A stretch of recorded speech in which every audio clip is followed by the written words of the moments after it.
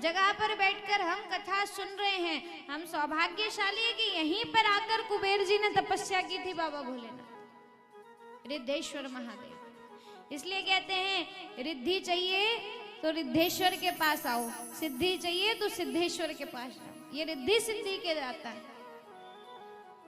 तो हम सौभाग्यशाली हैं। और आज आपको पता है आज नाग पंचमी है और ये हंडिया कोई साधारण जगह नहीं है। वो तो हंडिया वालों को इसकी कीमत नहीं है। हंडिया 3 नाथों की नगरी है। 3 नाथ कौन कौन से?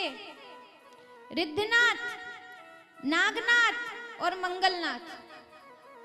3 नाथों की नगरी है हंडिया। और चौथी माँ गंगा, माँ नर्मदा, जो सबको पवित्र करने वाली। इतनी पवित्र जगह पर हम रहते हैं, इतनी पवित्र जगह पर हम कथा सुन रहे हैं, लेकिन हम में फिर भी वो पवित्रता नहीं है, हम में फिर भी वो भाव नहीं है, हम में फिर भी वो भक्ति नहीं है। हम तो रिद्धनाथ के पास भी जाएंगे तो केवल या तो सोमवार या शिवरात्रि को, वो भी किस लिए कि खिचड़ी मिलेगी, खिचड़ी खाने। ईमानदारी से बोलना माताओ, सच बोल रही हूँ ना। हम नर्मदा जयंती के दिन भी नर्मदा जी में जाते हैं तो आधी भीड़, नर्मदा जी में तो कम लोग होते हैं, उससे ज्यादा भीड़ तो भोजन के पंडाल में होती है, भंडारे वाले में।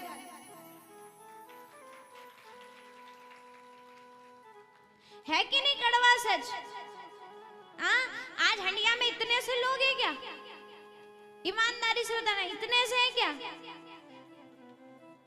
कितने लोग हैं हंडिया में? कितना बड़ा गांव है हंडिया, लेकिन धर्म के मामले में सबसे पीछे हमारा हंडिया जा रहा है। नहीं तो ऐसे तो 2 पंडाल हमारा हंडिया भर दे, भरे कि नहीं? इस जगह भंडारे का निमंत्रण दे के देख लो। कड़वा सच बोल रही हूँ, बुरा लगे तो मेरे मुंह पे बोल देना, आपकी बेटी है, मैं सुन लूंगी, आपकी बेटी हूँ। पर आप एक भी व्यक्ति ऐसा हो जो उठ के बोल दे कि नहीं जीजी तुम गलत बोल रहे हो, है कि नहीं? कड़वा सच है ये तो, कि हम इन्हीं चीजों में तो पीछे रह गए कि हम हमारे गांव की, हमारे सिद्ध क्षेत्र की महिमा हम नहीं समझ पाए। हम क्यों पीछे हैं? हम क्यों आगे नहीं बढ़ पा रहे? हम इसीलिए आगे नहीं बढ़ पा रहे क्योंकि हम हमारे देवता की तो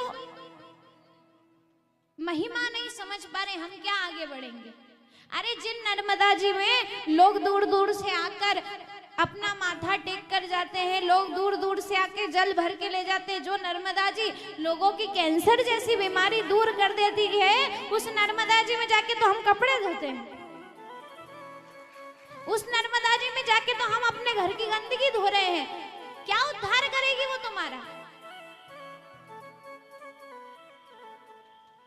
आप ईश्वर पर एहसान नहीं कर रहे हो, ईश्वर आप पर एहसान कर रहा है कि आप इतनी पवित्र नगरी में बैठे हो।